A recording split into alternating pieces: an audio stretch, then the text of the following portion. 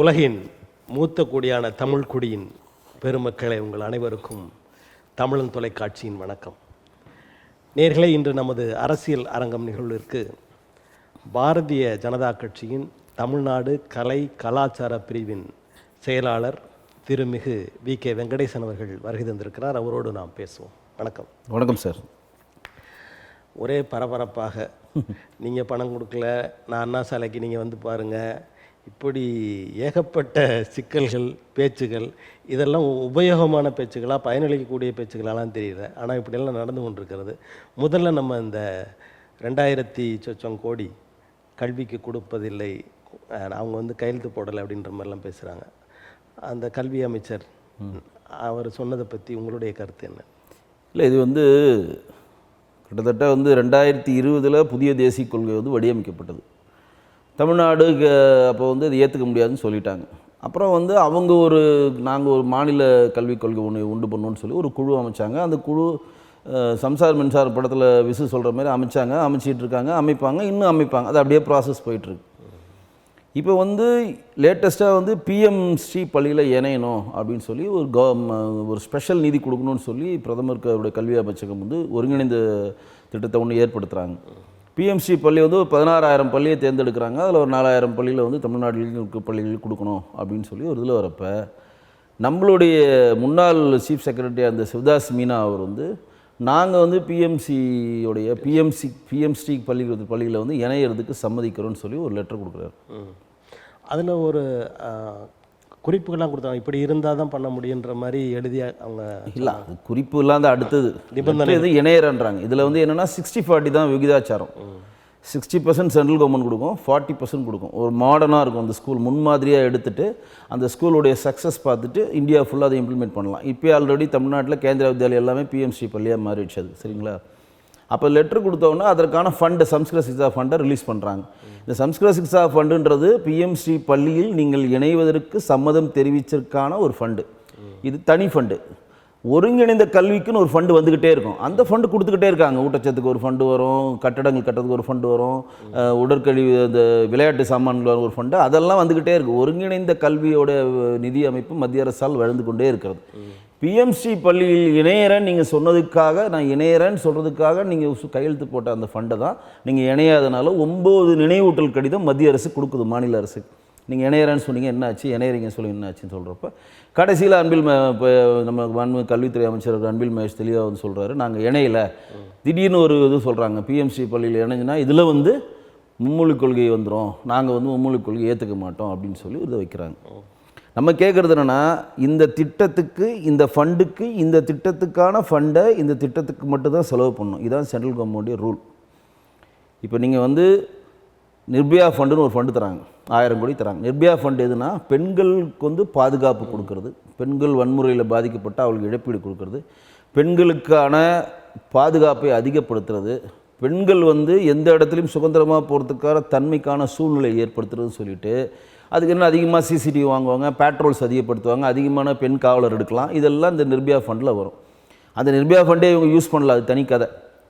Almost கூட்டம் கூற இடத்துலலாம் சிசிடிவி வச்சு பெண்களை கண்காணிக்கணும் அப்படின்றது தான் அந்த நிர்பயா ஃபண்டு. இது அந்த மாதிரி சம்ஸ்கிருத சிக்ஷாவுடைய அபியான் பணம் இந்த பிஎம்ஸ்ரீ பள்ளியில் இணைவதற்காக ஒதுக்கப்பட்ட தொகை. அதில் நீங்கள் இணையில கொடுக்கல. அவர் தெளிவாக சொல்கிறார், மாண்புமிகு கல்வித்துறை அமைச்சராக இருக்கக்கூடிய தர்மேந்திர பிரதான், நீங்கள் அது இணைஞ்சாதான் அதில் கொடுக்க முடியும்னு அந்த சரத்துகள் இருக்குது. நீங்கள் இணையில கொடுக்கல. இது ஒரு பக்கம். அதுக்கு அவங்க சொல்கிற காரணம் தான் இப்போ நீங்கள் கேட்டிங்க பாருங்கள். அண்ணாமலைஜி ஒன்று சொல்கிறாரு, உதயநிதி ஒன்று சொல்கிறாரு. என்ன காரணம் சொல்கிறாங்க? இதில் மும்மொழி கொள்கையை மத்திய அரசு திணிக்கிறது. நாங்கள் கேட்குறோம், மும்மொழி கொள்கை இல்லாமல் தமிழ்நாடு இருக்கிறதா? இப்போ இதனால் வரையும் தமிழ்நாட்டில் சிபிஎஸ்சி பள்ளிகள் இருக்குது, மெட்ரிகுலேஷன் பள்ளிகள் இருக்குது. சிபிஎஸ்சி பள்ளிகளுக்கான எல்லா அப்ரூவல்ஸும் யார் தராங்கன்னா மத்திய அரசு தருது. அதில் எல்லாமே மும்மொழி கொள்கை இருக்குது.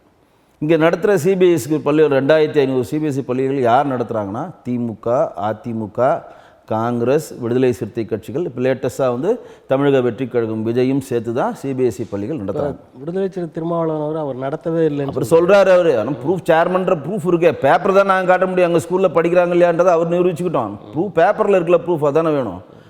அப்போ இந்த இதுக்கு உதயநிதி ஸ்டாலின் என்ன சொல்கிறாருன்னா, மத்திய அரசுக்கிட்ட நாங்கள் அனுமதி வாங்கி தான் நாங்கள் பள்ளிக்கூடம் நடத்துகிறோம். எது சிபிஎஸ்சி பள்ளி நடத்துகிறோம். ரைட், அது மத்திய அரசு அனுமதி தருது, அது மும்மொழி கொள்கை.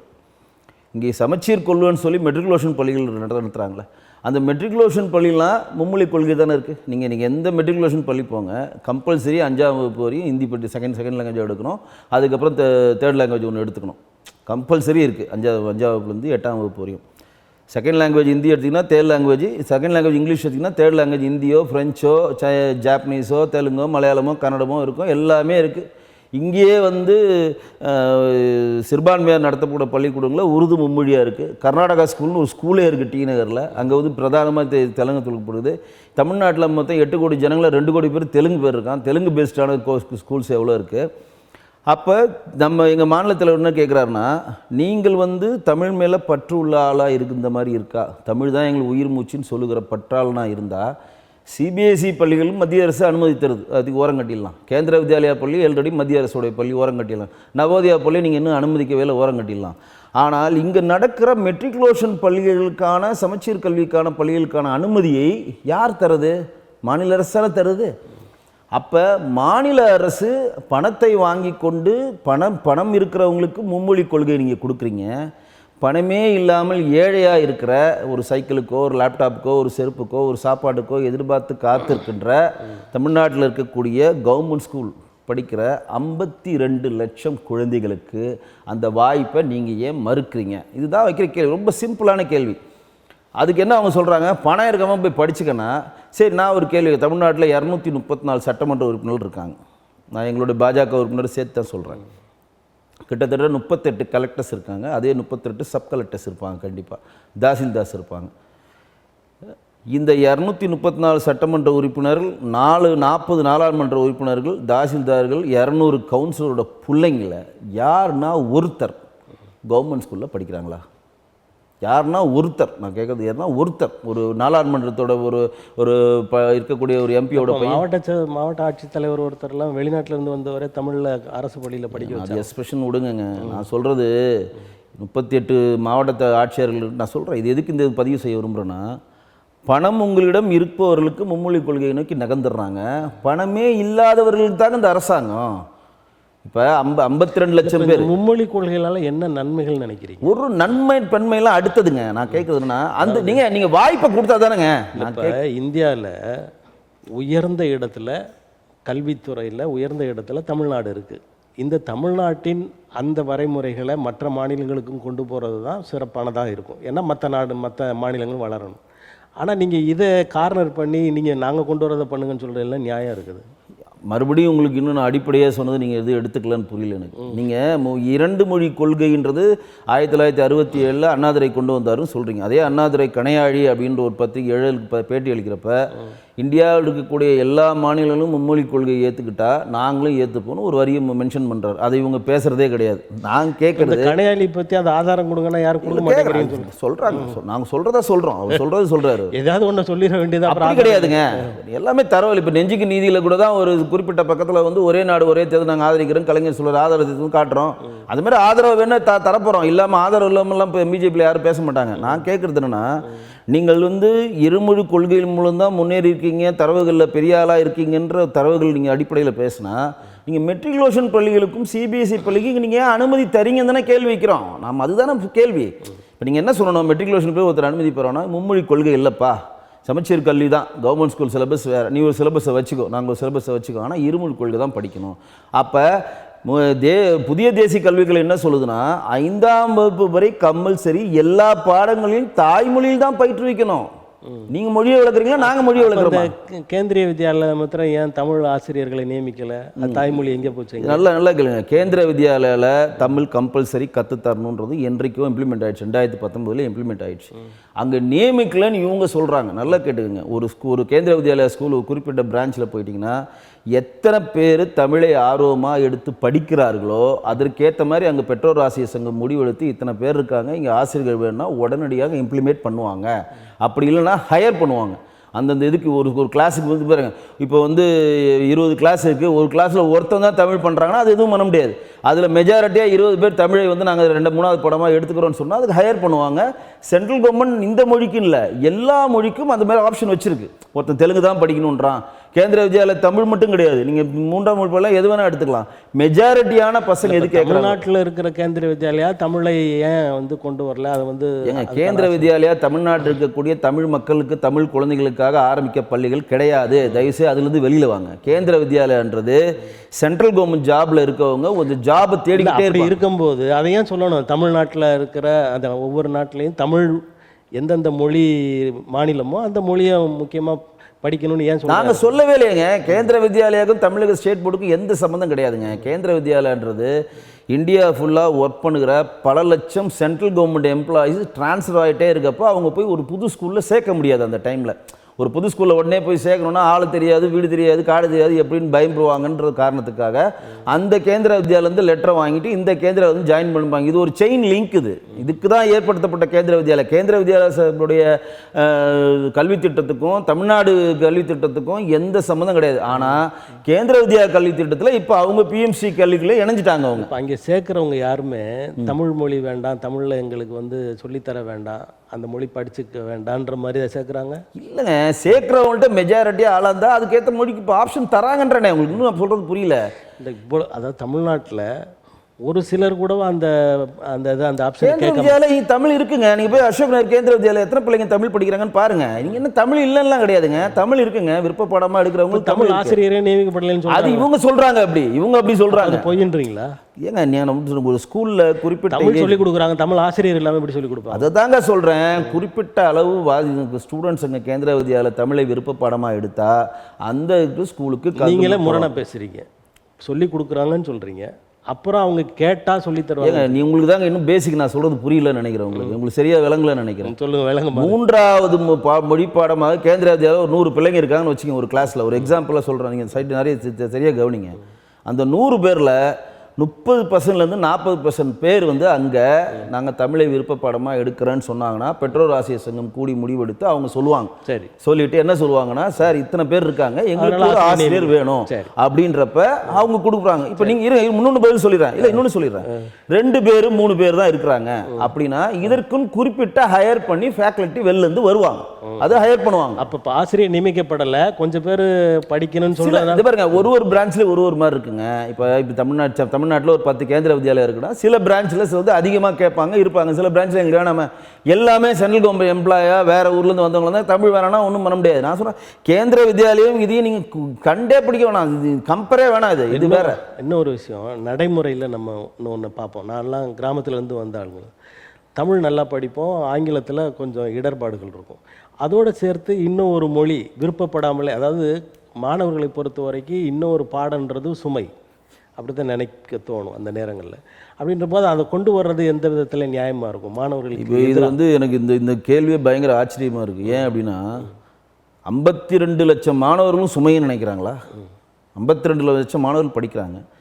கிட்டத்தட்ட இந்தி பிரச்சார சபாவில் ப்ரைவேட்டாக இந்தியாவிலே அதிகமாக போய் ப்ரைவேட் எக்ஸாம் பிராத்மிக் மத்தியமா ராஷ்டிரபாஷான்னு சொல்லிட்டு எழுதுறவங்க யார் தெரியுமா? அந்த 7 லட்சம் பேர் எழுதுறாங்க. அது விருப்பப்படுறவங்க பண்ணிடுறாங்களா? நான் கேட்குறது, எங்கள் மாநில தலைவர் தெளிவாக கேட்குறாரு, ஆப்ஷனை கொடுங்க.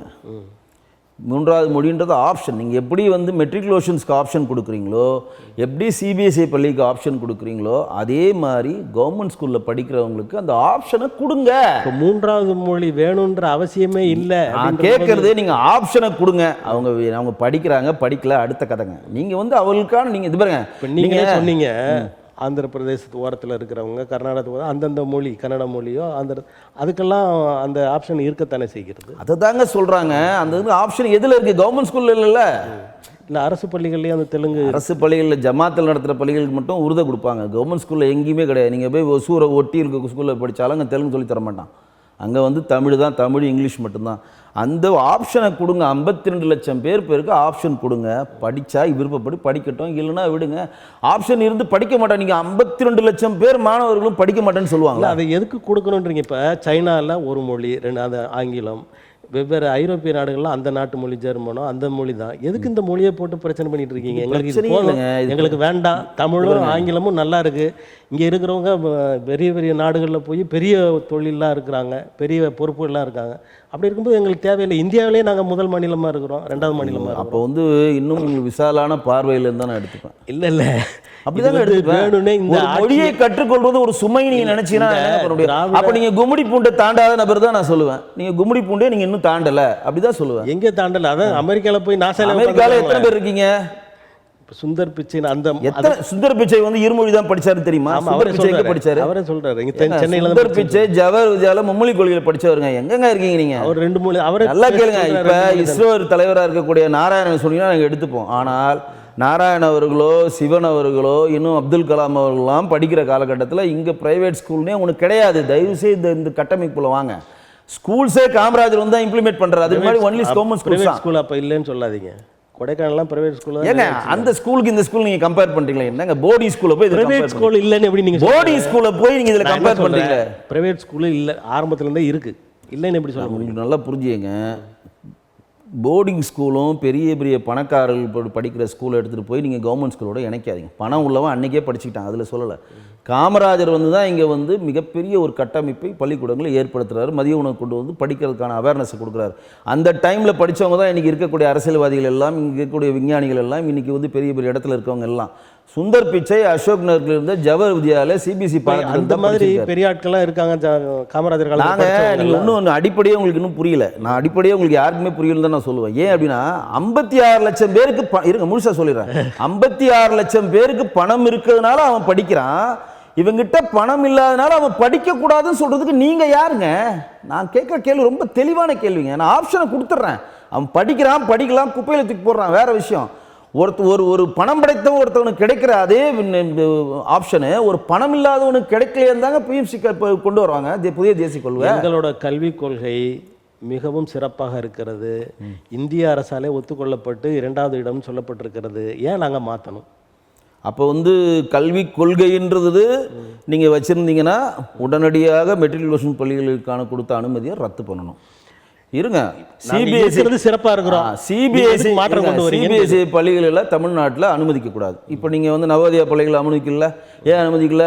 ஹிந்தி வந்துடும்னா அனுமதிக்கலன்னு சொன்னார்ல கலைஞர் அவர்கள். சிபிஎஸ்சி பள்ளியை நீங்கள் அனுமதிக்கக்கூடாது. ஏன் சிபிஎஸ்சி பள்ளிக்கு கலைஞர் ஆண்ட காலத்தில் 2009, 10, 11, 12 அப்போ கிட்டத்தட்ட 400, 500 அப்ளிகேஷனுக்கு வந்து அப்ரூவல் போச்சு. இன்றைக்கி 2500 சிபிஎஸ்சி பள்ளிக்கூடம் இருக்குன்னு சொல்லி தரவுகள் சொல்லுது. அதை நடத்துகிற பாதி பேர் யார்? திமுக காரனும், அதிமுக காரனும், காங்கிரஸ் காரனும், விடுதலை சிறுத்தைகள் காரனும், விஜய் தான் நடத்துகிறாங்க. பிஜேபி ஆட்சியிலேருந்து அவங்க தான் வச்சுருந்துருப்பாங்க அந்த கல்வி நிலையங்க. நம்மளாம் ஃபுல்லாக புரிஞ்சுங்க. நீங்கள் மக்களை வந்து இன்னும் முட்டாளாக தயவு செய்து நினைக்காதீங்க. எல்லாம் அறிவாளிகள் ஆகிட்டு இருக்காங்க, நீங்களே முட்டாளாக நினைக்கிறீங்க. நான் கேட்குறது 56 லட்சம் பேருக்கு கிடைக்கிற ஒரு வாய்ப்பை 52 லட்சம் கவர்மெண்ட் ஸ்கூலில் படிக்கிற பிள்ளைங்களுக்கு கொடுங்க. கொடுக்க முடியாதுன்னு சொல்கிறதுக்கு நீங்கள் யார்? இப்போ நீங்கள் சொல்கிறது இதை பண்ணுங்க அதை பண்ணு, நாங்கள் தான் பண்ணி, அதாவது 2030. நான் கேட்டதுக்கு உங்களுக்கு புரியவே இல்லையா? இல்லை வேண்டாம் பேசிக்கலாம்? வேண்டாம் இல்லை, தெளிவாக சொல்கிறேன். நான் ஒரு கருத்தை சொல்கிறேன். உங்கள் பையன் எங்கே படிக்கிறாரு? அரசு பள்ளியில் தான் படிக்கிறேன். அரசு பள்ளியில் படிக்கிறார். உங்கள் பையன் ஏன் நீங்கள் அங்கே சேர்க்கல? பிரைவேட் ஸ்கூலில் சேர்க்கல? எனக்கு 2 மொழி போதும், அரசு பள்ளியில் இருக்கிறது. எதுக்கு சேர்க்கல? பணம் இல்லை, நீங்கள் சேர்க்கல. அப்படிலாம் கிடையாது. எனக்கு அது ஒரு கொள்கை. நீங்கள் ஒரு கொள்கை குன்றுன்னு வச்சுக்கோங்க. இப்போ நான் என் பையன் பிரைவேட் ஸ்கூலில் தான் படித்தேன். நான் வந்து கவர்மெண்ட் ஸ்கூலில் தான் படித்தேன். என் பையன் பிரைவேட் ஸ்கூலில் தான் படித்தேன். ஏன் பிரைவேட் ஸ்கூலில் படித்தேன்?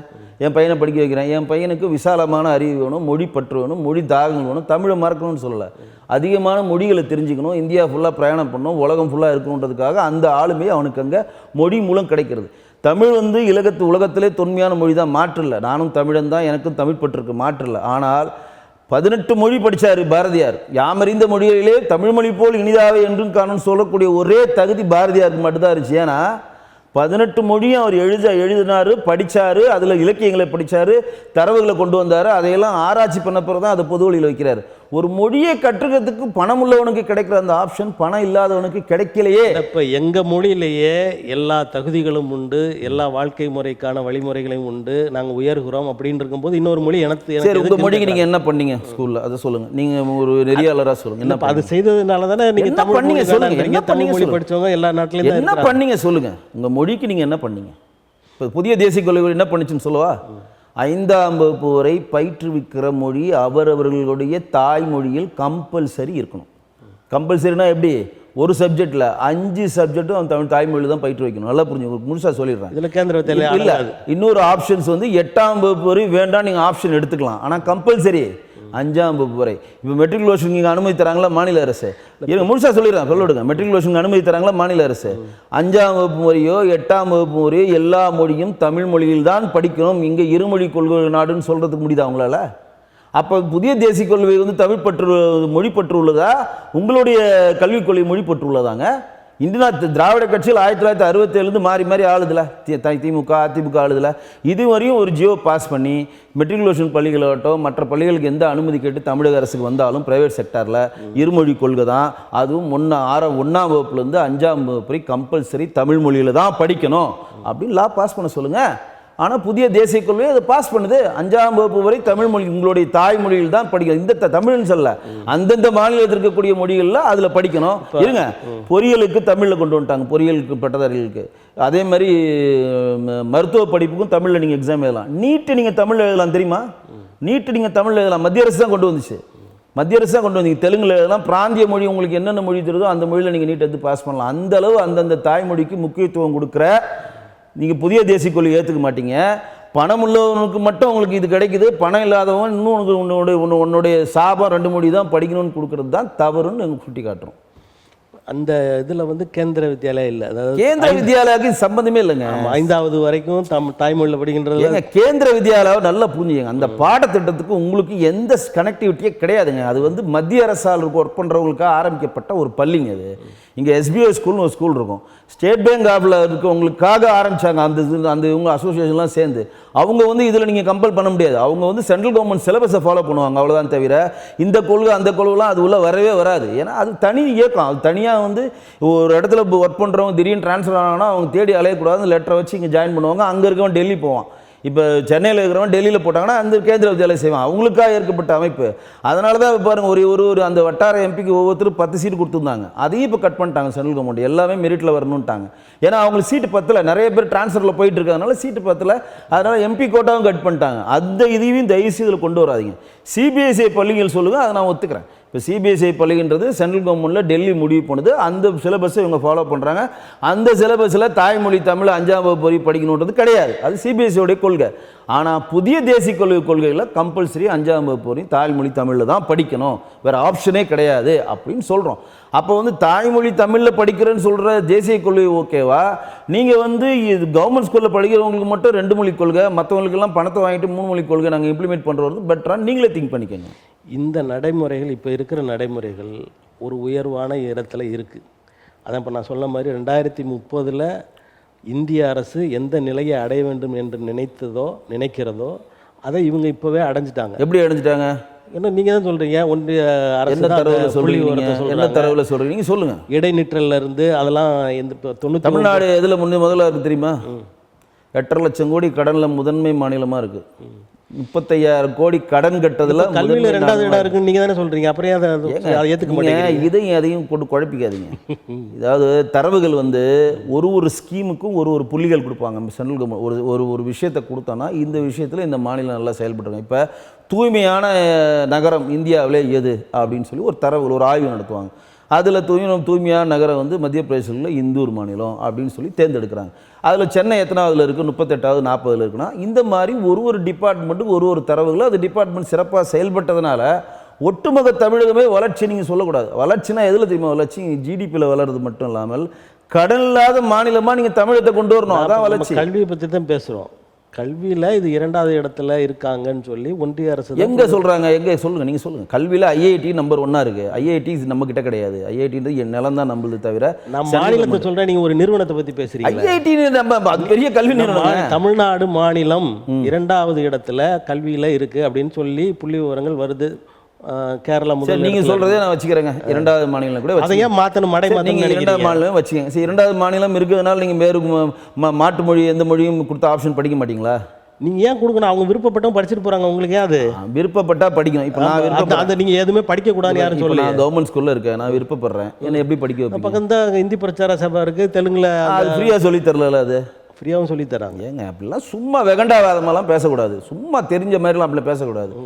கவர்மெண்ட் ஸ்கூல்ல சொல்லி கொடுக்க முடியாம எங்க தாய்மொழி இன்னைக்கு கவர்மெண்ட் ஸ்கூல்ல இருக்கக்கூடிய ஒவ்வொரு ஸ்கூல்ல இருக்கக்கூடிய பிள்ளைங்க நீங்க வீடியோ போட்டிருக்காங்க, உங்கள்ட்ட செல்லுந்து எடுத்து பாருங்க.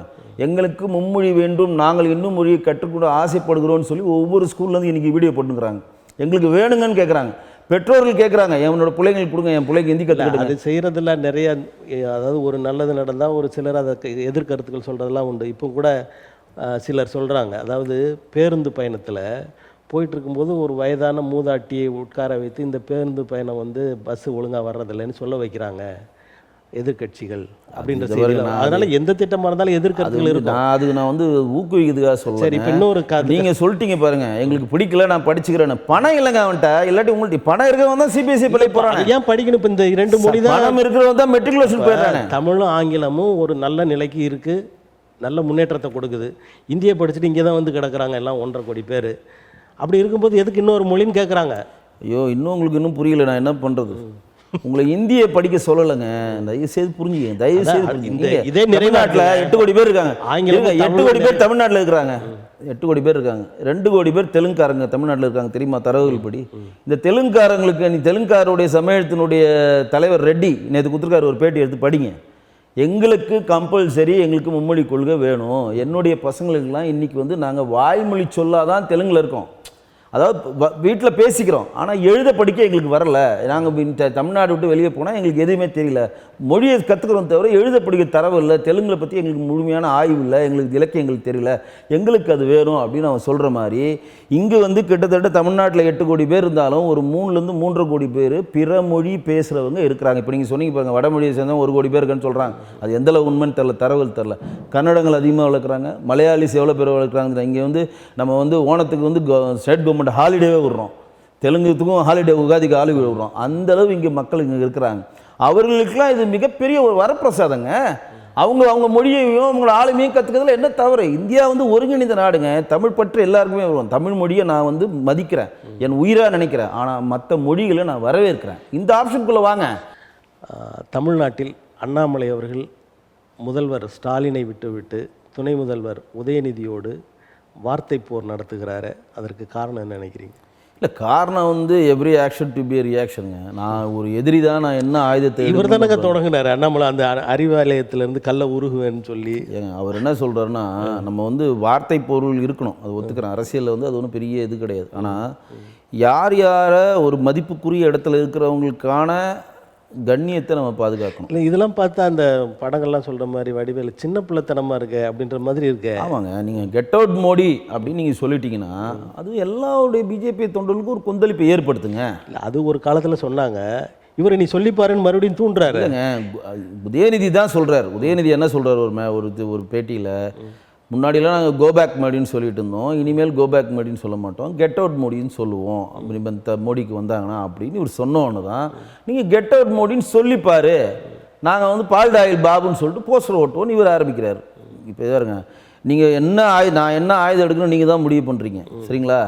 நீங்கள் வந்து என்ன நினைக்கிறீங்கன்னா, பிஜேபி வந்து என்ன சொன்னாலும் சும்மா அப்படியே இப்போ 10ஆம் பொழுது அப்படியே தடவிட்டு போயிடுவாங்கன்னு நினச்சிருக்கீங்கன்னா, அந்த கட்சி இப்போ கிடையாது. நீங்கள் என்ன சொல்கிறீங்களோ அதோட எதிர்வினையாக 2 மொழியை அதிகமாக சொல்வதற்கான கட்ஸு இப்போ பிஜேபி இருக்கக்கூடிய ஒவ்வொரு தொண்டர்களுக்கும் இருக்குது. எங்களோட மாநில தலைவரும் அந்த மாதிரி பேசுகிறார். அப்புறம் நீங்கள் எங்கள் வீட்டுக்கு வந்து முற்றுகை இருக்க போகிறதா அண்ணாமலைஜி சொன்னார், வீட்டுக்கு வாங்க, இல்லை முதல்ல நீங்கள் அண்ணா அறிவாளத்துக்கிட்ட அண்ணா சாலைக்கிட்ட வாங்க, தனியாக வந்துடுவீங்களா, வந்து பாருங்கள் அப்படின்னா, அதற்கு தான் பொன்னார் அவர்களும் சொல்கிறார், என்ன அண்ணா சாலையில் வரக்கூடாதா, என்ன திமுகவுக்குன்னா இங்கே அண்ணா சாலை வந்து திமுக எழுதி வச்ச சொத்தா? நான் கேட்குறதுன்னா, இப்போ திமுக இங்கே தமிழ்நாட்டை ஆளுது, எத்தனை % ஓட்டில் ஆளுது? 40% தானே ஓட்டு போட்டாங்க, 60% பேர் திமுக எதிராக தானே இருக்கிறாங்க. இங்கே அதே நீங்கள் ஒன்றியத்தையும் யோசிக்க எல்லாத்துக்கும் சொல்கிறேங்க, 60% இங்கே எதிராக தானே இருக்கிறாங்க. அப்போ நீங்கள் 60% எதிராக இருக்கிறப்ப நீங்கள் வந்து தமிழ்நாட்டே உங்களுடைய சொத்து மாதிரி நீங்கள் எப்படி நினைக்க முடியும்? அண்ணா சாலை என்ன மாண்புங்க உதயநிதி ஸ்டாலின் அவருடைய சொத்தா? அண்ணா அறிவாலயம் வேணால் அவங்க சொத்தாக இருக்கலாம், அண்ணா சாலை வந்து அவங்க சொத்தா? இங்கே வந்துடலாங்க பார்த்துக்கலாம்னா 8 கோடி மக்களுக்கு சொந்தமான இடங்க தமிழ்நாடு. நீ வந்து பார்த்துருவோன்னா அது வரன்றாரு, நீ நேரமும் காலமும் போய் நாங்கள் தனியாக வரன்றாரு, அதுக்கு இங்கே வரையும் பதில் இல்லை. ஏங்க அவர் ஒரு முன்னாள் ஐபிஎஸ் அதிகாரிங்க, நீங்கள் வந்து இந்த சின்ன பசங்க பண்ணுற மாதிரிலாம் பேசினா பயந்துன்னு போகிற ஆள் கிடையாதுங்க. யாருமே பயப்பட மாட்டாங்க. நல்லா கேளுங்க, அரசியலில் நான் என்ன சொல்லணுன்றது நீங்கள் தான் தீர்மானம் பண்ணுறீங்க. தமிழ்நாட்டு பாரதிய ஜனதா கட்சி தலைவர் பதவியிலிருந்து தன்னை எடுத்து விடுவார்களோ என்ற அச்சத்தில் அவர் எதையாவது ஒன்று பேசிகிட்டே இருக்காரு அப்படின்னு சொல்லி திராவிட முன்னேற்ற கழகத்தில் சொல்கிறாங்க. அது அவங்களுடைய அறியாமை தான் சொல்கிறோம். தமிழ்நாடுடைய பாரதிய ஜனதா கட்சியினுடைய தலைவர் பதவின்றது 2 டேர்ம் கொடுப்பாங்க. ஒரு டேர்ம் 3 வருஷம், அதுக்கு அடுத்த ஒரு டேர்ம் கொடுப்பாங்க. அது கொடுக்கலாமா வேணாமா, அவர் தலைவர் ஆகணுமா ஆக வேணாமான்றது முடிவு பண்ணுறது டெல்லியில் இருக்கக்கூடிய கோர் கமிட்டி. இங்கே யாருக்கும் எந்த பவரும் கிடையாது. ஆனால் இன்றைக்கி வரை எங்களுடைய மாநில தலைவர் திரு அண்ணாமலைஜி தான். அவர் சொல்கிறபடி தான் இன்றைக்கி கட்சி நடைபெற்றிருக்கிறது. அவருடைய முழு கொள்கையும் என்ன சொல்கிறாரு, நீங்கள் கட்சியை விட்டு என்னை எதிர்த்தாலும் பதவியை விட்டு தூக்குனாலும் திமுகவில் இருக்கக்கூடிய ஒரு செங்கலை கூட உருவாமல் போக மாட்டேன் அப்படின்னு ரொம்ப தெளிவாக சொல்கிறார். ரொம்ப எதிர்ப்பை நேரடியாக முன்வைக்கிறாரு. இல்லை, அந்த வார்த்தை, அந்த சொல்லாடல் நல்லா இருக்காது. ஏங்க சரியானதா? கெட் அவுட் மோடின்னு சொல்கிறதோட இந்த சொல்லாடுனாங்க 20 பைசா மோடின்றீங்க. டயர் நக்கி அன்புமணியை டயர் நக்கின்னு சொன்னீங்க. எடப்பாடி கவர்மெண்ட் இல்லை எடப்பாடி உதயநிதி என்ன சொன்னார்? அது தனி மனிதர்களை பற்றி பேசுனது. இது ஒரு அமைப்பு, ஒரு பல லட்சம் பேர் இருக்கிற அமைப்பு. அது பேசுறது தனிமா. அப்போ திமுக என்ன பெரிய அமைப்பா? தனி மனித கட்சி தாங்க திமுக. தமிழ்நாட்டில் பெரிய அமைப்பு, அதனால தான் ஆட்சிக்கு வந்திருக்காங்க. திமுகன்றது தனி கட்சி. அந்த குடும்பம் மாத்திரம் ஓட்டு போட்டா வந்தாங்க. திமுகன்றது ஒரு குடும்ப கட்சி அமைப்பு கிடையாது. திமுகவுடைய தலைவர் பாரம்பரியமாக யாராக இருக்கீங்க? அண்ணா இருந்ததுக்கு பிறகு கலைஞர் அவர் இருந்தார், இப்போ ஸ்டாலின் இருக்காரு, துணை முதல்வர் உதயநிதி இருக்காரு, அடுத்து இன்பநிதி வரப்போறாரு. அது எப்படி நீங்கள் அமைப்போட கம்பேர் பண்ணி? திமுக அறக்கட்டையில் அமைப்பு சேர்ந்தவங்க மெம்பராக இருக்காங்களா? முரசொலி அறக்கட்டையில் மற்ற அமைப்பை சேர்ந்தவங்க மெம்பராக இருக்கிறாங்களா? திமுகவுடைய சொத்துக்களுக்கு கையெழுத்து போடுற அந்த அத்தாரிட்டிஸில் மற்ற அமைப்பை சேர்ந்தவங்க மெம்பராக இருக்காங்க. எல்லாத்துலேயும் உதயநிதி அவர்களும் ஸ்டாலின் அவர்கள் தான் இருக்கீங்க. அது ஒரு அமைப்புன்ற பேரில் இருக்கிற ஒரு குடும்பத்தின் கைக்குள்ளே இருக்கக்கூடிய ஒரு கட்சி. இப்போ பாரதிய ஜனதா கட்சியில் இன்றைக்கி லேட்டஸ்ட்டாக ஒன்று சொல்கிறேன். இன்றைக்கி டெல்லியில் யாருமே எதிர்கால ரேகா மேடம் கொண்டு வந்திருக்காங்களா இல்லையா? கொண்டு வந்தாங்களா இல்லையா? இன்றைக்கி யாருன்னா எதிர்பார்த்தாங்களா? அதை சாதாரணமாக இருக்கக்கூடிய 4 எம்எல்ஏன்னு கேட்டால் கெஜ்ரிவாலை தோக்கடிச்ச பிரதாப் சிங் தான் கொண்டு வந்து பிரதமர் ஒரு முறை தான் இருந்துட்டாரு. அடுத்த முறை வேற ஒருத்தரை கொண்டு வந்திருக்கலாம்ல. யாரு? ஒன்றியத்தில். அப்போ அதுதான். அப்போ நிறைய பேருக்கு இந்த புரிதல் இல்லை. பிரதமர் பாஜக சார்பில் இருக்கிற பிரதமர் கிடையாது, தேசிய ஜனநாயக கூட்டணியோட பிரதமர். இன்றைக்கும் நாங்கள் பொது வழியில் சொல்கிறப்ப பாஜக ஆளுதுன்னு சொல்ல முடியும். தேசிய ஜனநாயக கூட்டணி தான் ஆளுகிறது. தேசிய ஜனநாயக கூட்டணியில் இருக்கக்கூடிய அனைத்து கட்சியிலும் அந்த கட்சியில் மெம்பராக இருக்கவங்க, அந்த கட்சியில் ஜெயிச்ச எம்எல்ஏக்கள் எம்பிக்கள் எல்லாம் தேர்ந்தெடுத்து தான் நாட்டுடைய பிரதமராக மோடி அவர்கள் மக்கள் தேர்ந்தெடுத்து எம்எல்ஏ சட்டமன்ற உறுப்பினராகி அவங்க தேர்ந்தெடுத்து நாங்கள் எதுவுமே சொல்லலையே. ஆமாம், அப்புறம் எதுக்கு அதை குடும்ப கட்சின்னு சொல்லி நீங்கள் இப்போ சொன்னீங்க. இப்போ நிறுவனம்னு சொல்கிறீங்களே, நிறுவனன்றதுக்காக சொல்கிறேங்க. அது நிறுவனம் தானே. எப்படி நிறுவனம் சொல்லுவீங்க நீங்கள்? இப்போ எத்தனை ஆயிரம் உறுப்பினர்களா இருக்காங்க. பாரதிய ஜனதா கட்சி முரசொலி அறக்கட்டளையோ அதையெல்லாம் பேசல. திராவிட முன்னேற்ற கழகம்ன்ற ஒரு கட்சி இருக்கு. அந்த கட்சியில் உறுப்பினர்கள் எல்லாரும் இருக்காங்களா, ஏகப்பட்ட பேர், லட்சக்கணக்கில். அப்போ அது நிறுவனம் இல்லாமல் அமைப்பு இல்லாமல் என்னது? குடும்பம். இல்லை, அதாவது ஒரு கட்சினா அந்த கட்சியில் சுழற்சி முறையில் ஆட்கள் வந்துக்கிட்டே இருக்கும். இன்னைக்கு பிஜேபி கட்சியினுடைய மாநிலத்து எங்கள் தேசிய கட்சியில் நட்டாவை 2 வருஷம் 3 வருஷம் இருந்தாருன்னா நீங்கள் பிரதமர் ஆக்கினா இந்த கேள்வியெல்லாம் அங்கே கேட்க போகிறது. நிதின் கட்கரி இருந்தார், நட்டா இருந்தார், ராஜ்நாத் சிங் இருந்தார், வெங்கையா நாயுடு இருந்தார், பொன் கிருஷ்ணமூர்த்தி நம்ம தமிழ்நாட்டை சேர்ந்தவர் இருந்தாங்க, பங்காரு லட்சுமணன் இருந்தாங்க. இவங்க எல்லாருமே எவ்வளோ பெரிய பெர்ஃபார்மராக இருந்தாலும் அவங்களுக்கு எவ்வளோ காலகட்டம்? 6 ஆண்டுகள் தான் காலகட்டம். போய்கிட்டே இருக்கும். ஒரு பட்டியலினத்துக்கு கொடுப்பாங்க. இங்கே பொன்னார் அவர் இருந்தாங்க, தமிழிசை அவர்கள் இருந்தாங்க, முருகன் இருந்தாங்க, இப்போ அண்ணாமலை வந்திருக்காரு. இப்போ இந்த மாதிரி ஒரு சுழற்சி இங்கே இருக்கிறதா அப்படின்றதா கேள்வி. கட்சி தலைவர்ன்றதை விட அரசு பொறுப்பு, முதலமைச்சர், பிரதமர் அப்படின்றது அதிக அதிகாரம் படைத்தது. அதுக்கு கொண்டு வர மாட்டேங்கிறீங்க. கட்சியில் மாத்திரம் நாங்கள் மாத்திரம் நாங்கள் ஜனநாயக முறைப்படி நடக்குங்க. கட்சி தாங்க கொள்கை, அரசுன்றது நிர்வாகங்க. நீங்கள் நல்ல தேசிய புரிஞ்சுங்க. கட்சின்றது ஒரு கட்சிக்கு ஒரு தேர்தல் மேனிஃபெஸ்டோ மாதிரி ஒரு கட்சிக்கு ஒரு மேனிஃபெஸ்டோ இருக்கும். அவங்க இந்த 3 வாட்டி ஒரு டேர்ம் ஆளணும், 2வது டேர்ம், அதுக்கப்புறம் நீங்கள் கிடையாதுன்றது கொள்கை. அது அந்த கட்சி திமுக ஒரு கொள்கை வச்சிருக்கல, அதிகாரத்தில் திமுக ஒரு கொள்கை வச்சிருக்கல, நாங்கள் எங்கள் குடும்பத்தை சேர்ந்தவர்கள் மட்டும் தான் கொண்டு வருவோம், தலித் அவர்களை முதலமைச்சர் ஆக்க மாட்டோம், தலித் அவர்களுக்கு ஒரு பெரிய இடத்தை கொண்டு வர மாட்டோம், பட்டியலின சகோதரர்கள் நாங்கள் தூக்கி விட மாட்டோம்னு ஒரு கொள்கை வச்சிருக்கல. இங்கே அப்படி கிடையாது. பெரிய இடம் உயர்கல்வித்துறையிலே கொடுத்துருக்காங்க. அப்புறம் பெரிய இடம் அது திருமாவளவனும் வெளியே போகிறோன்னு ஒரு படம் காட்டணும்னா பயந்து அவசரமாக சொல்லின்னு சரி கொடுத்துருக்காங்க. சரி, இப்போ விஜய் அவர்களுக்கு, நடிகர் விஜய்க்கு அந்த ஓய்பிரிவு பாதுகாப்பு கொடுக்கப்பட்டது. இது பாரதிய ஜனதா கட்சி விஜயை கூட்டணி சேர்ப்பதற்கான ஒரு உத்தி அப்படின்னு சொல்கிறாங்க. அது அறியாமை தான் சொல்லணும். அது விஜய் அவர்கள் கவர்னர்களை சந்தித்து இங்கே இருக்கக்கூடிய திமுகவால் எனக்கு அச்சுறுத்தல் இருக்கிறது, பொது வழியில் என்னை மக்களை சந்திக்க இவங்க விடமாட்டேன்றாங்க, எல்லாத்துக்கும் பாதுகாப்பு. இப்போ அவர் பரந்தூர் விமான நிலையம் போயிட்டு அங்கே இருக்க விவசாயிகளை சந்திக்கணும்னு நினைக்கிறாரு. இவங்க என்ன சொல்லலாம், பாதுகாப்பு கருதி அங்கே நீங்கள் போக முடியாது சார், அனுமதிக்க முடியாது, நீங்கள் வேன்லேருந்து தான் பேசணும்னு சொல்கிறாங்க. அப்போ வந்து அங்கே ஒரு கூட்டம் கூடிய ஒரு அசம்பாவிதம் இருந்ததுனால அவங்க மாநில போலீஸ் சொல்கிறத அவர் கேட்ட வேண்டிய கட்டாயத்தில் இருக்கார். அப்போ அவர் வந்து கவர்னர் அவரில் போய் சந்திக்கிறப்போ ஒரு லெட்டர் கொடுக்குறாரு, எனக்கு வந்து பாதுகாப்பு அச்சமாக இருக்குது, என்னால் பொது வழியில் மக்கள்கிட்ட கிரவுண்டில் சந்திக்க முடியல. ஒன்று. ரெண்டாவது, இப்போ அவர் வந்து 38 மாநிலத்துக்கு சுற்றுப்பயணம் போகிறதுக்கான ஒரு திட்டங்களை வகுத்துக்கிட்டு இருக்காங்க. அப்போ சுற்றுப்பயணம் போகிறப்போ நீங்கள் மேடையிலேருந்து அவர் படமும் காட்ட முடியாது, போய் ஒரு மேடையில் ஒரு வேனில் இருந்துக்கிட்டு டாட்டா காமிச்சிட்டுலாம் போக முடியாது. அப்போ கிரவுண்டில் இறங்கி ஒரு தொண்டரை சந்திக்கிறப்ப அவருக்கு வந்து மாநில போலீஸார் மேலே அவருக்கு நம்பிக்கை இல்லை. அவர் சொல்கிறத சொல்கிறார், மாநில போலீஸார் மேலே நம்பிக்கை இல்லை, அவங்க எந்த அளவு எனக்கு கோஆப்ரேட் பண்ணுவாங்க. இப்போ 10 போலீஸ் கேட்குறத 2 பேர் அனுப்பிச்சாங்கன்னா திடீர்னு ஒரு கூட்டம் உள்ள வந்துச்சுன்னா ஒன்றுமே பண்ண முடியாது. அப்போ அவர் வந்து எனக்கு பாதுகாப்பு வேணும்னு சொல்கிறாரு. அவர் அங்கேருந்து உள்துறை அமைச்சகத்துக்கு அதை ஃபார்வர்ட் பண்ணுறாரு. அவங்க வந்து த்ரெட் இருக்கான்லாம் செக் பண்ண பிறகு தான் ஓய்வறிவு பாதுகாப்பு கொடுக்குறாங்க. அரசாங்கத்துக்கு கிட்டத்தட்ட மத்திய அரசுக்கு மாதம் 13 to 14 லட்சம் ரூபா செலவு தான். அது ஒன்றும் வரவு கிடையாது, செலவு தான். ஆனால் ஒருத்தர் வந்து அச்சுறுத்தல் இருந்து சொல்லி அந்த த்ரெட்டு உண்மைன்னு இருந்தால் கண்டிப்பாக கொடுப்பாங்க. இப்போ நாம் தமிழர் கட்சி சீமானுக்கும் அவர் இன்னும் வேண்டுகோள் விடல, அவருக்கும் அந்த த்ரெட் இருக்குது, கொடுக்கலாமான்னு மத்திய அரசு சிந்திச்சுட்டு இருக்கு. இது வேற அது வேற. இது வந்து விஜய் இது கட்சிக்குள்ளே வந்துருவார். இந்த 2 பேருமே பாரதிய ஜனதா கட்சியின் ஆட்கள். நீங்கள் இப்போ எல்லாரும் சொல்கிற மாதிரி சொன்னால் பி டீம் சி டீம் அப்படின்னு சொல்கிறாங்க. அது அறியாமையில் சொல்கிறது. அவர் தான் கூட்டணி யாரோடையும் இல்லை, என்ன முதலமைச்சர் யார் இருக்குன்னா அவர் தான் கூட்டணி. ஓட்டை பிரிக்கிறதுல கூட்டணியாக இருக்கிறாரு. அப்போ ஓட்டை பிரிக்கிறதுக்கு யார் லாபம்? அப்போ திமுக தானே விஜய் இயக்குது. பணத்தை வாங்கிட்டு நான் சொல்கிறது திமுக தான் விஜய் இயக்குது. இப்போ விஜய் வந்து தனிச்சு நின்னாருன்னா பாஜக இயக்குதுன்னு சொல்கிறாங்க. நீங்கள் நான் சொல்கிறேங்க, அவங்க சொல்கிறது நான் சொல்கிறது. இன்னொரு விஷயம், எச் ராஜா அவர்கள் வந்து ஜோசப் விஜய் அவர் கிறிஸ்தவர் அப்படிலாம் பேசிகிட்டு இருந்தார் சில காலங்களுக்கு முன்னாடி.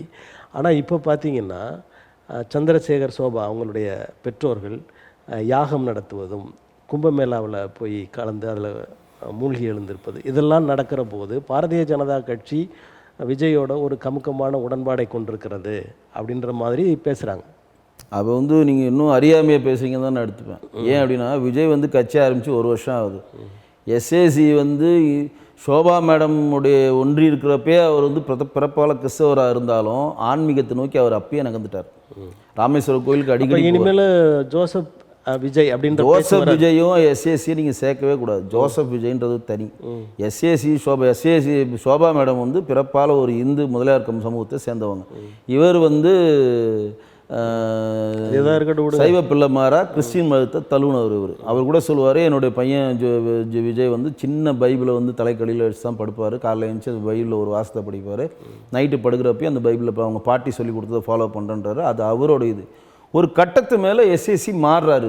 அவர் இந்து மதத்துக்கு மாறல, இந்த ஆன்மீகத்தை நோக்கி நகர்றார். பல கோயில்களுக்கு போகிறாரு. அவருக்கு வந்து 80ஆம் கல்யாணம் பண்ணுறப்போ சில திருக்கடையூர் போயிருக்கப்போ ஒரு மாற்றம் வருது. பல இதில் போகிறப்ப அவர்களும் அவருடைய சோபா இந்த உத்தி இதை வந்து பிஜேபியில் போய் கம்பேர் பண்ணால் என்ன பண்ணல. இந்த எஸ்.ஏ. சந்திரசேகருடைய இந்த நடவடிக்கைகள் எல்லாம் பெரும்பான்மை மக்களை தனது மகனுக்கு வாக்களிக்க செய்ய வேண்டும் என்பதை நோக்கி போகிறது அப்படின்னு எனக்கு தெரியல. ஏன் அப்படின்னா அவர் வந்து எஸ்ஏசியை கிட்டையே சேர்க்கல. அவர் ஓட்டு போய் எங்கள் அப்பா வந்து எனக்கு ஓட்டு கேட்பாருன்னு எங்கேயும் சொல்லலை. அப்பா மேலேயே கேஸ் போட்டவர், என்னுடைய பேரை வந்து மிஸ்யூஸ் பண்ணிட்டாரு, நான் கட்சியே ஆரம்பிக்கல, என்னுடைய பேரில் கட்சி ஆரம்பித்து டெல்லியில் போய் பதிவு பண்ணியிருக்காருன்னு சொல்லி அதை வாபஸ் வாங்கணும்னு சொல்லி அப்பா மேலேயே கேஸ் போட்டவர். இவ்வளவும் இருக்குது. நீங்கள் வந்து இவருக்கு அவர் ஓட்டு போடுறான்றீங்க, இது என்ன பெரிய காமெடி இது? இல்லை, அதெல்லாம் நடந்தால் கூட அரசியலுக்கு எனக்கு சம்மந்தம் இல்லைன்னு அப்போ சொன்னால் கூட இப்போ அப்பா சொன்ன வழியில் வந்துட்டாரு. யார்? விஜய். எங்கே அரசியலுக்கு வந்துட்டார்ல? எங்கே வந்தார்? என்ன எங்கே வந்தார்? இப்போ அரசியல் கட்சி தலைவராக இல்லையா விஜய்? என்ன எஸ்ஏசி வந்து இன்றைக்கி வந்து எஸ்ஏசிட்ட போய் நீங்கள் கேட்டிங்கன்னா விஜயை இழக்கிறது புசி ஆனந்த் மட்டும்தான். என்னையே விஜய் கிட்ட பார்க்க புசி ஆனந்த் இழக்கிறது பிஜேபியா? புசி ஆனந்த் அது நீங்கள் அவர்கிட்ட தான் கேட்கணும். இன்றைக்கி விஜய் வந்து ஒரு கூட்டணி பலத்தோட திமுக வீழ்த்தணும்னு சொல்லிட்டு பல கூட்டணி கட்சிகளோடு நின்னார்னா அவர் வந்து திமுக எதிர்க்கிறான்ற கட்டமைப்புக்குள்ளே நான் வருவேன். நான் தான் முதலமைச்சர் வேட்பாளர், நான் தான் வின் பண்ணுவேன்னு அவர் புதுபடியாக போய் தனியாக நின்னார்னா அவர் திமுகவுடைய ஊதுகுழலாக தான் செயல்படுறாரு. பட்ட பரிவர்த்தனமாக எப்படி மக்கள் நல கூட்டணி ஒன்று ஆரம்பித்து ஓட்டை சிதறி அடித்தாங்களோ அதே மாதிரி திமுக எதிர்ப்பு ஓட்டை 5 சிதறி கிடைக்கிறதுக்கான வழிகாட்டில் விஜய் பண்ணாருன்னா நஷ்டம் தமிழ்நாடு மக்களுக்கு தான். இப்போது ஒன்றிய அரசை கூட பாரதிய ஜனதா கட்சியை கூட நேரடியாக விமர்சிக்காத விஜய் இது குடும்ப கட்சி, ஊழல் கட்சி நேரடியாகவே திமுக சொல்கிறார். இங்கே அவர் இயக்குறாங்கன்னு எப்படி சொல்கிறீங்க? அவர் என்ன சொல்லிட்டாரு, நம்ம வந்து நேரடியான எதிரி எனக்கு திமுகன்ட்டார். அவர் கொள்கை ரீதியான எதிரி வந்து பாரதிய ஜனதா கட்சின்னு சொல்லி பொது வெளியிலே பிரகடனப்படுத்துறார். மணிப்பூரை சொல்கிறார், அது சொல்கிறார், இதெல்லாம் சொல்லி அவருக்கு எங்கெங்கே இருக்கிறதோ அங்கே தூவிட்டு போயிடுறாரு. ஆனால் அவர் என்ன நினைக்கிறாருன்னா, என்னுடைய கணிப்பு கரெக்டாக இருந்ததுன்னா, இங்கே இருக்கக்கூடிய திமுக எதிர்த்தால் திமுகவுடைய எதிர்ப்பு ஓட்டு நேரடியாக நமக்கு வரணுன்றதை வீரியமாக எதிர்க்கிறாரு. தவிர அவர் பாரதிய ஜனதாவுக்கு ஒரு ஆதரவான நிலைப்பாடில் இருக்காருன்னா எதுக்கு இது இருமொழி கொள்கைங்க எதிர்க்கிறார் அவர்? இப்போ மும்மொழி கொள்கையாங்க இப்போ திருமாவளவன் பேட்டி கொடுத்த அடுத்த நிமிஷமாக இவர் பேட்டி கொடுக்குறாருங்க.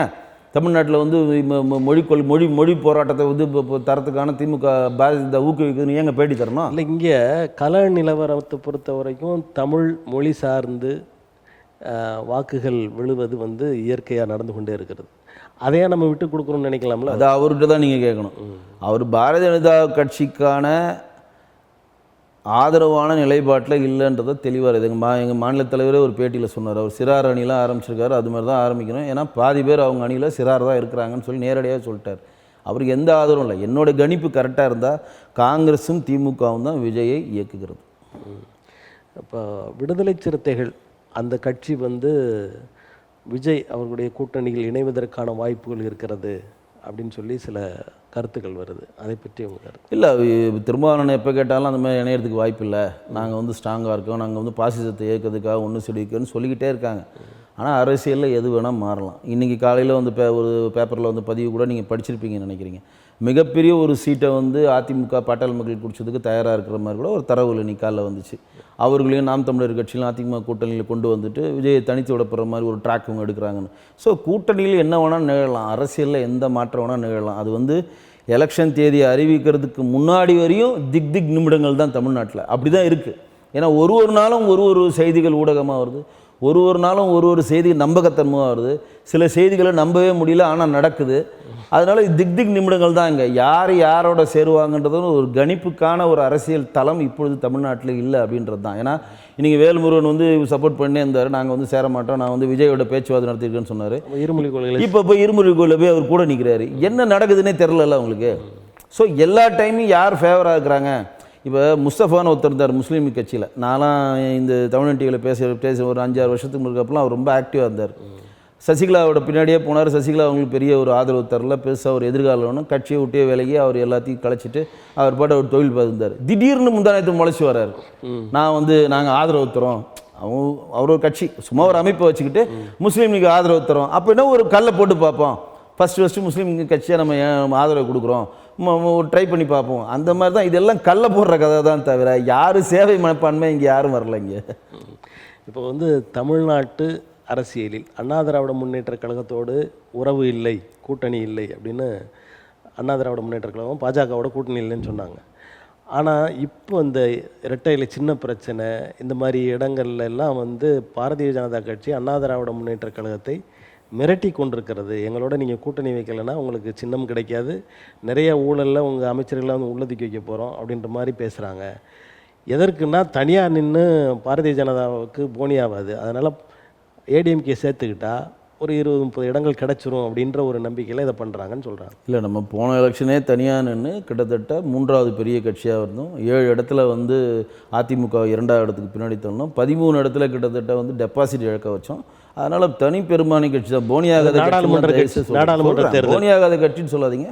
அதற்கு முன்னாடி நம்ம 303 இடங்கள் கிராமப்புற எலெக்ஷனில் ஊரக எலெக்ஷன்லையும் வின் பண்ணி நம்ம வந்து பெரும்பாலான வாக்குகள் எடுத்தோம். இப்போ வந்து ஏடிஎம்கேவோடைய பிஜேபி கூட்டணி இருக்கா இல்லையா அப்படின்ற ஆருடம் சொல்கிறதுக்கு தமிழ்நாட்டில் இருக்கக்கூடிய யாருக்குமே உரிமை கிடையாது. ஏன்னா தேசிய கட்சியில் கூட்டணி பற்றி எல்லா முடிவுகளும் தேசிய தலைமை தான் எடுக்கும். கூட்டணி இருக்குன்னா அதுக்கேற்ற மாதிரி செயல்படுவோம், இல்லையா அதுக்கேற்ற மாதிரி செயல்படுவோம். ஸோ அது கட்டாயமாக நீங்கள் இன்னொன்று சொல்கிறீங்க பாருங்கள், இந்த ரெட்டலை சின்னம் மிரட்டுறாங்கன்னு. ரெட்டலை சின்னத்தை பற்றி எங்களையும் விசாரிக்கணும் அப்படின்னு சொல்லி கேவியட் மனுவை வந்து போட்டது யாருன்னா ஓ பன்னீர்செல்வம். இன்னொருத்தர் போடுறாரு, ஓ பன்னீர்செல்வம் பிறந்து போனால் புகழேந்தியும் போடுறாரு. இவங்க 2 பேர் போனோன்னா தான் அது மெஜாரிட்டி ஆகுது. மெஜாரிட்டி ஆகிறப்ப இவங்க நீதிமன்றத்தில் போய் ஸ்டே வாங்குறாங்க. இது வந்து கட்சியோட உள்கட்சி விவகாரம், ஒரு பொதுச்செயலாளர் நாங்கள் நீக்கின அப்புறம் நீங்கள் எப்படி விசாரிப்பீங்கன்னு சொல்லி தேர்தல் ஆணையம் தலையிடக்கூடாதுன்னு போய் ஸ்டே வாங்குறாங்க. போய் உயர்நீதிமன்றத்தை ஸ்டே வாங்கினோன்னே இவங்க அப்பீல் போகிறாங்க. உச்சநீதிமன்றம் வந்து விசாரிக்கலான்னு தேர்தல் ஆணையத்துக்கான பவர்ஸை கொடுக்குது. ஸோ தேர்தல் ஆணையத்துக்கான தன்னாட்சி பட்ச அதிகாரத்துக்குள்ளே நடக்கிற இந்த சண்டைகளை பிஜேபி உள்ளே நுழையவே முடியாது. இப்போ நீங்கள் ஒன்று சொல்கிற மாதிரியே சொல்கிறேன், இப்போ ரெட்டையிலை வந்து அவங்க கொடுக்க முடியாது, 2 பேருக்கும் கொடுக்காம நாங்கள் ஃப்ரீஸ் பண்ணுறோம் அப்படின்னு சொல்லி இப்போ தேர்தல் ஆணையம் சொல்லிச்சுன்னா எடப்பாடி அவர்கள் சும்மா இருப்பாரா? உச்சநீதிமன்றம் போவார், அதை போய் உடைப்பாங்க, தடையை உடைப்பாங்க, இல்லை அதுக்கு ஸ்டே வாங்குவாங்க, எலெக்ஷன் வரையும் எங்களுக்கு வேணும்னு. ஸோ இது வந்து உள்கட்சி விவகாரத்தில் சிவில் சம்மந்தமான விஷயம் நடந்துக்கிட்டே தான் இருக்கும், இதை யாருக்கும் தீர்வு கிடையாது. உச்சநீதிமன்றமே பிரதமர் கையில் இருக்கும்போது அவர் சொல்கிறது தானே செய்ய, அது வந்து உங்கள் ஆர்டத்துக்கெல்லாம் பதில் சொல்ல முடியாது. இன்னொன்று என்னென்னா, அதாவது சசிகலா அம்மையார், தினகரன் அவர்கள், ஓபிஎஸ் அவர்கள் இவர்களெல்லாம் இணைத்து கொள்ள வேண்டும், எந்த விதமான நிபந்தனையும் கூடாது, அதே நேரத்தில் எங்களோட கூட்டணி வைக்கணும் அப்படின்னு சொல்லி பாரதிய ஜனதா கட்சி பேசுகிறதாக சொல்கிறாங்க. அதெல்லாம் வந்து கற்பனை, அப்படி தான் சொல்லுவேன். சசிகலா அவர்களும் தினகரன் அவர்களும் மற்றவர்களும் அவங்க இணைஞ்சிங்கன்னா அவங்க கூட்டணி பலமாக இருக்கும், அவ்வளோதான். எங்களை தேசிய ஜனநாயக கூட்டணியில் டிடிவி அம்மா மக்கள் முன்னேற்ற கழகம் ஒரு அங்கம், எங்கள் தேசிய ஜனநாயக முன்னணி கூட்டணியில் வந்து நம்ம ஓபிஎஸ்ஸும் ஒரு அங்கம், அவ்வளோதான். அவர் பலாப்பழ சின்னத்தில் நம்ம தேசிய ஜனநாயக கூட்டணி வேட்பாளர் தான் ராமநாதபுரத்தில் 3 லட்சம் வாக்குகள் எடுத்தார் அவர், அவங்களாம் அங்கம், அவ்வளோதான். அதோட தான் எங்கள் ஸ்டாண்டு. நீங்கள் போய் சேர்த்துக்கணும், நீங்கள் அவங்களோட இருந்து ஒன்றா வரணும், அதெல்லாம் எங்கள் ஸ்டாண்டு கிடையாது. ஆனால் ஒரு ஸ்டாண்டு மட்டும் அமித்ஷா அவர்கள் அன்றைக்கே சொல்லுவார், 2024 எலெக்ஷனில் சென்னைக்கு வரப்போ ஓப்பன் கமிட்மெண்ட்டாக கொடுத்தாரு, திமுகவுடைய அரசை வீழ்த்த வேண்டும், திமுக திருப்பி ஆட்சிக்கு வரக்கூடாதுன்னு யார் எந்த கட்சி நினைஞ்சாலும் தயவுசெய்து பிஜேபிக்குள்ள கூட்டணிக்கு வாங்க, தேசிய ஜனநாயக கூட்டணியில் வாங்கன்னு சொல்லி ஓப்பன் டாக்காக சொன்னார். தேசிய ஜனநாயக கூட்டணியுடைய கதவுகள் திறந்திருக்கின்றன, ஒற்றை இலக்கு திமுக ஆட்சியை வீழ்த்தணும், அவ்வளோதான். இதிலே முடிஞ்சிருச்சு. அதே ஸ்டாண்ட் தான் இப்போ வரையும் இருக்குது. திமுக வீழ்த்ததுக்கு யார் வந்தாலும் ஓகே, விஜய் வந்தாலும் ஓகே, காங்கிரஸ் தவிர டிஎம்கே தவிர யார் வந்தாலும் நம்ம ஏற்றுக்க தயாராக இருக்கிறோம். நம்மளோட ஒற்றை நோக்கம் 1967 எப்படி அண்ணாதுரை வந்து ஒரு கூட்டாஞ்சோரோ ஒரு 14 கட்சிகளை வைத்து காங்கிரஸை வீழ்ப்பதற்கு மிகப்பெரிய ஒரு கூட்டணி ஒரு கட்டமைத்தாரோ, அதேமாரி ஒரு கட்டமைக்கணும், தேசிய ஜனநாயக கூட்டணியில் முன்னெடுக்கிறதுக்கான வேலைகளை பார்க்குறோம். சில பேர் அதை ஏற்றுக்கலாம், நம்ம ஒன்றுமே பண்ண முடியாது. அதைத்தான் கருத்தில் வச்சு சொல்கிறாங்க, நடைமுறைகளையும் பார்த்து சொல்கிறாங்க. என்னன்னு கேட்டிங்கன்னா, பல கட்சிகளை பாரதிய ஜனதா கட்சி இயக்குகிறது, இன்னும் சில கட்சிகளை மிரட்டுகிறது, இந்த ரெண்டும் பண்ணி திமுகவை தூக்கணுன்றதான் அவங்களோட எண்ணம் அப்படின்னு சொல்கிறாங்க. இது வந்து இயக்கிறது மிரட்டுறதுலாம் உங்களுக்கு மடியில் காணதாலும் வெளியில் பயம் இருக்க போகுது, உங்களை எப்படி இயக்க முடியும், உங்களை எப்படி மிரட்ட முடியும், நீங்கள் ஊழல் செஞ்சுட்டு ஊழல் குற்றவாளியா நீங்கள், அவங்களாம் யாரும் மிரட்ட முடியுங்க, அவங்க மடியில் காணம் இல்லை. இப்போ அப்படியே நீங்கள் திமுக ஊழல் குற்றவாளிகள் அமைச்சர்கள்லாம் சொல்லி அண்ணாமலை அவர்கள்லாம் ஒரு லிஸ்ட்டு கொடுத்தாரு, ஏங்க அதை வச்சு மிரட்டலாம். அதாவது திமுக கூட தான் 2 ஃபைல்ஸ் கொடுத்துருக்கோம், அதற்கான ப்ராசஸ் போயிட்டுருக்கு. இன்றைக்கி அதிமுக நேற்று ராஜேந்திர பாலாஜி மாதிரி சிபிஐ வழக்கு கன்ஃபார்ம் பண்ணிட்டாங்க, பால்வளத்துறை அமைச்சராக இருக்கப்போ வேலை வாங்கி தரேன்னு சொல்லி சிபிஎஸ்சியுடைய விசாரணைக்கு ஒத்துழைக்கலன்னு சொல்லி சிபிஐ மாறிடுச்சு. அதெல்லாம் தேர்தலுக்கு அமலாக்கத்துறை, சிபிஐ அமலாக்கத்துறை, இன்கம் டேக்ஸ்லாம் தனி டிபார்ட்மெண்ட்டு, அந்தந்த நேரம் காலத்துக்கு ஏற்ற மாதிரி அவங்க செயல்படுவாங்க, தேர்தல் காலங்களுக்கு ஏற்ற மாதிரி. அது அவங்க தான் நீங்கள் கேட்கணும். அந்த டிபார்ட்மெண்ட்டுக்கு வந்து தன்னாட்சி அதிகாரம் பிடித்த ஒரு அமைப்பு. இன்னைக்கு வந்து ராஜேந்திர பாலாஜி மேலே ஏன் நீங்கள் சிபிஐ ரைடு, இப்போ நீங்கள் சிபிஐக்கு வழக்க மாற்றினீங்க கேட்கணும். இன்றைக்கி தான் அந்த கோர்ட்டுக்கு கேஸ் வருது, தரவுகள் வருது, நீதிபதி உத்தரவு சொல்கிறது சிபிஐக்கு மாற்றணும், அதெல்லாம் அந்தந்த காலகட்டத்துக்கு நடக்கிற விஷயங்க. இன்னைக்கு கூட தான் சிங்காரவேலத்தில் ஸ்பெஷல் எம்எல்ஏ எம்பியை விசாரிக்கிற கோர்ட்டில் 13 திமுக அமைச்சர் மேலே வழக்கு நடந்துட்டு தான் இருக்குது. எதனா ஒரு அமைச்சர் திடீர்னு ஒரு நீதிபதி வந்து நீங்கள் செஞ்சது குற்றவாளின்னு பொன்முடிக்கு சொன்ன மாதிரி சொன்னார்னா அவர் பதவி ஆட்டோமேட்டிக்காக டிஸ்குவாலிஃபை ஆக போகுது. நீ பொன்முடிக்கே பதவி இழந்தார், அவர் சுப்ரீம் கோர்ட்டில் போய் தட்டி மறுபடியும் ஸ்டே ஆனாலும் மறுபடியும் பதவியில் இருக்கார்.